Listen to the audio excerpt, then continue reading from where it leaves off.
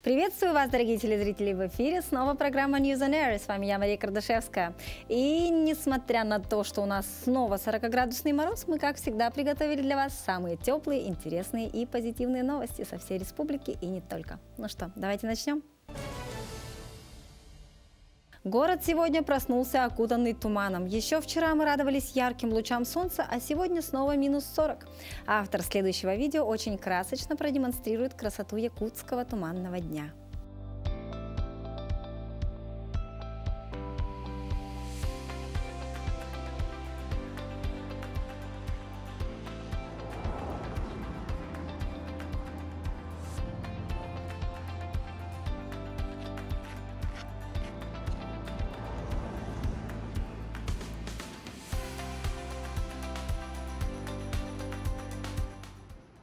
А в Нерюнгри тем временем весна не просто календарная.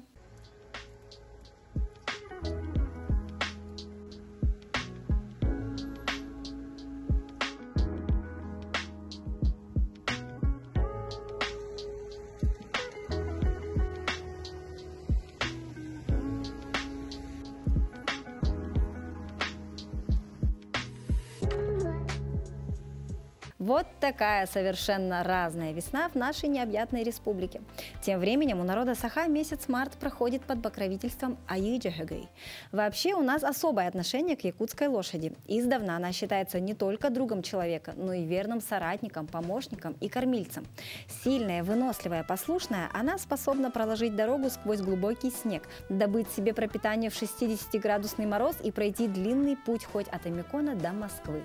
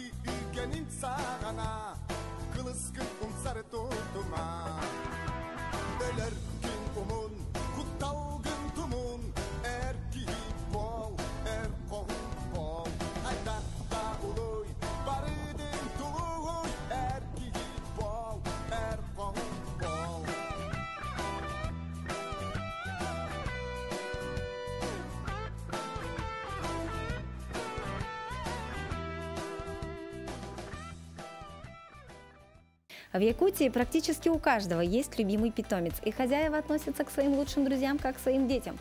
Но то, что сделал герой нашего следующего видео, стало поистине хитом в сегодняшней ленте социальных сетей. Автор видео рассказывает, что первую будку для своего пса он соорудил еще в 2020 году. И это был одноэтажный домик. А уже в этом году питомца ожидали хоромы аж на 2 этажа.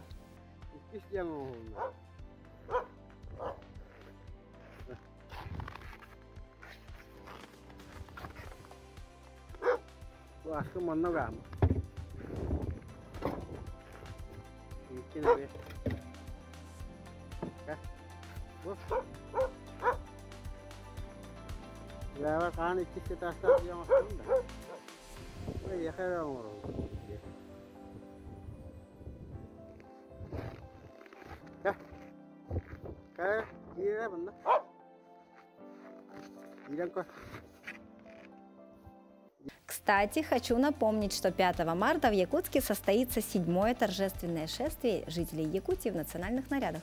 По центру города пройдут свыше 1000 народных мастеров Якутии, студентов учебных заведений, представителей национально-культурных объединений и коллективов учреждений культуры.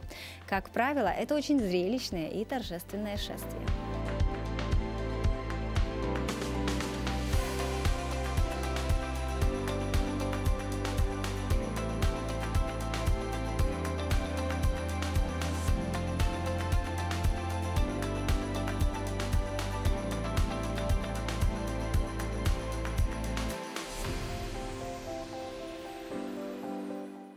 Вы знаете, что такое аквариумистика? Лично я до сегодняшнего дня не слышала этого слова.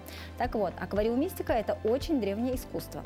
В литературе встречаются упоминания о том, что разведением декоративных рыбок занимались еще в Древнем Египте и Китае.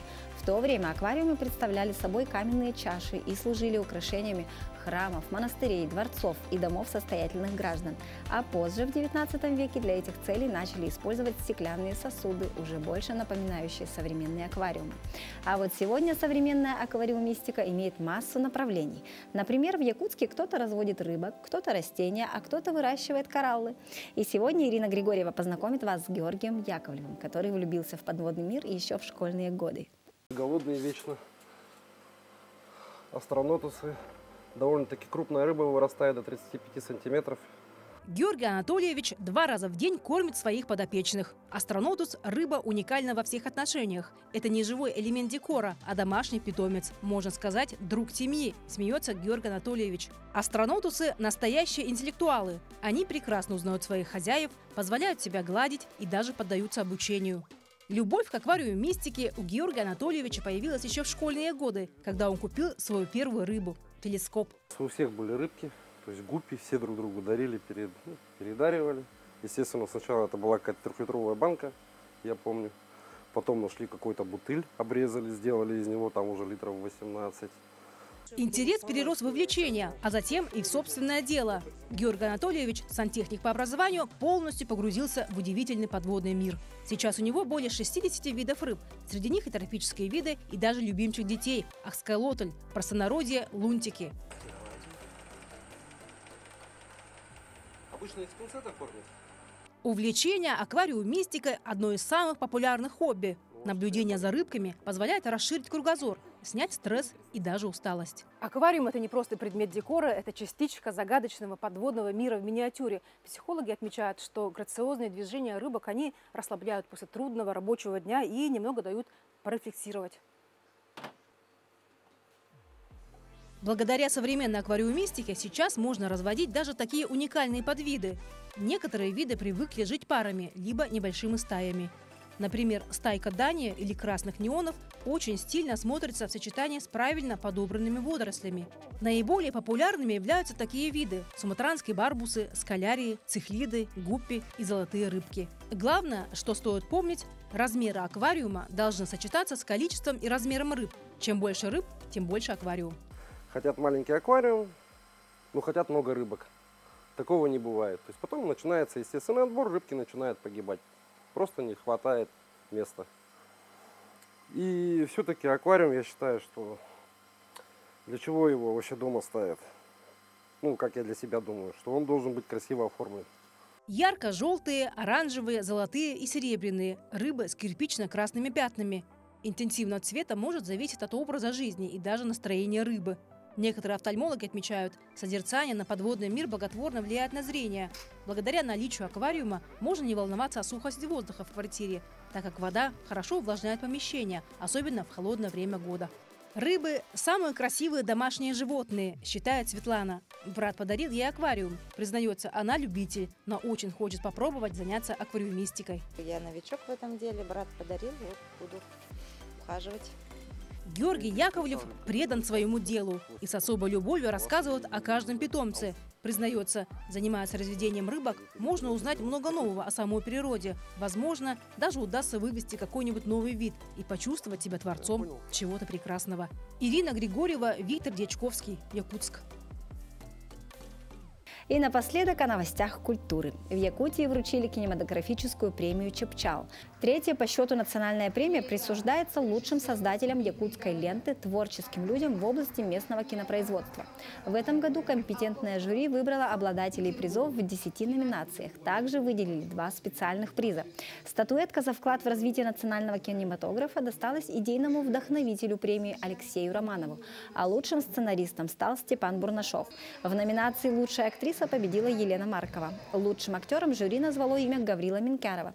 Ну а в кульминации награждения члены жюри озвучили имя лучшего режиссера. Им стал Никандр Федоров за работу над картиной «Огосас». Ну а лучшим фильмом года признали картину Любови Борисовой «Не хороните меня без Ивана». Добавились новые номинации. Если раньше не было там лучший актер, актриса, то в этом году у нас такие номинации появились. И очень хочу отметить, что жюри очень хорошо поработало, потому что жюри у нас каждый раз новое и приглашается из разных и регионов, и городов, и даже из соседних стран СНГ. Это Казахстан, Кыргызстан. Вот так вот работаем. И на этом у нас пока все. Спасибо, что были с нами. Свои интересные новости, как всегда, присылайте на наш телеграм-канал. Ну а я на этом прощаюсь с вами, но ненадолго. Увидимся в эфире.